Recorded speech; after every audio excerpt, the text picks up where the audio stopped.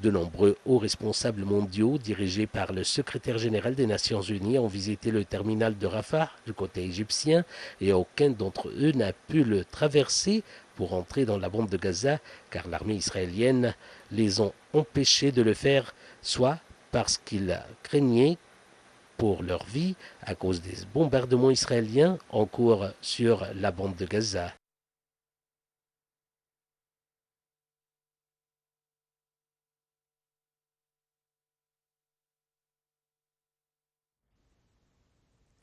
Et nous passons, chers téléspectateurs, avec notre sujet d'aujourd'hui. Le monde entier suit le procès d'Afrique du Sud accusant Israël d'actes génocidaires envers le peuple palestinien à Gaza devant la Cour internationale de justice de La Haye.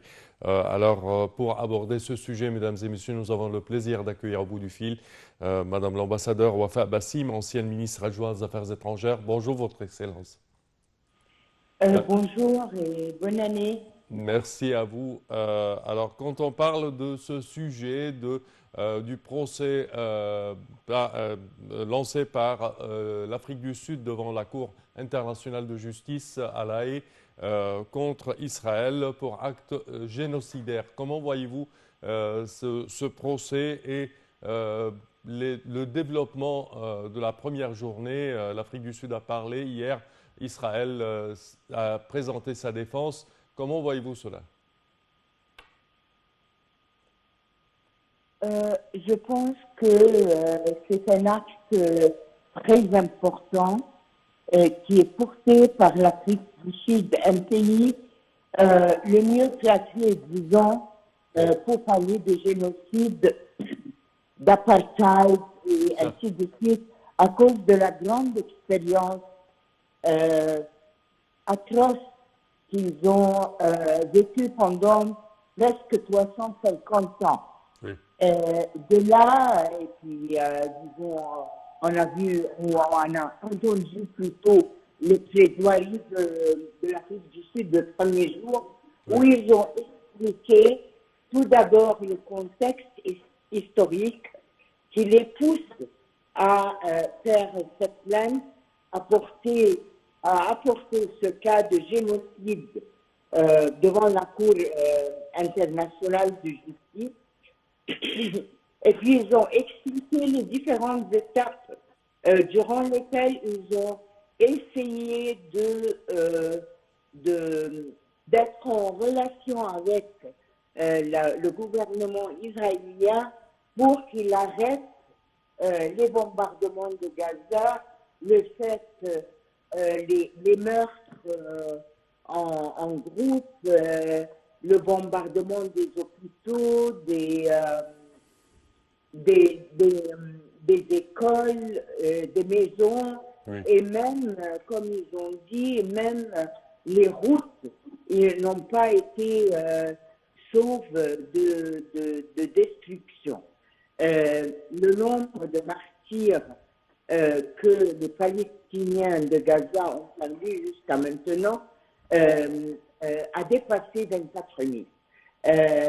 Ne parlons pas des blessés qui sont plus de 60 000, dont le tiers risque la mort immédiate.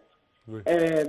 Le pourquoi a été expliqué aussi par la délégation juridique de l'Afrique du Sud, qui avait en tête le ministre de la Justice sud-africain lui-même. Oui. Et puis, ils ont bien précisé qu'il n'allait pas, le but n'était pas la propagande, n'était pas de mettre des images et des vidéos, mais c'était se baser sur des principes objectifs, sur les articles, les différents articles de la Convention de génocide de 1948, Oui. et ils ont expliqué aussi les arguments pour lesquels ils présentaient ce plaidoyer et que le but immédiat de cette plainte, de ce cas devant la Cour, c'était de prendre rapidement des mesures provisoires pour arrêter le massacre à Gaza et permettre l'acheminement des provisions, le traitement des blessés, mais aussi l'envoi de groupes d'investigation pour voir si tous les points, ou toutes les conditions pour établir un crime de génocide étaient présents. D'autre part, nous avons vu hier le plaidoyer israélien qui était en général pas vraiment basé sur des arguments juridiques, mais c'était toujours des slogans, de la propagande, le même speech politique erroné que les autorités israéliennes utilisent chaque jour et ils n'ont pas pu dénier qu'il y a eu des atrocités, des meurtres, bien qu'ils jettent l'action ou la culpabilité, soi-disant. la culpabilité sur Hamas, oublions que la bande de Gaza, c'est surtout ceux qui vivent là-bas, ce sont presque 2 millions, 3% de 2 millions 3 d'habitants civils et la plupart femmes, enfants. Ils ont oublié aussi que ce n'est pas Hamas seulement qui est là-bas, mais différentes factions. Et ils ont eu le toupet d'accuser l'Égypte d'être coupable de ne pas faire acheminer les provisions en bloquant le crossing de Gaza, de Rafah. Oui.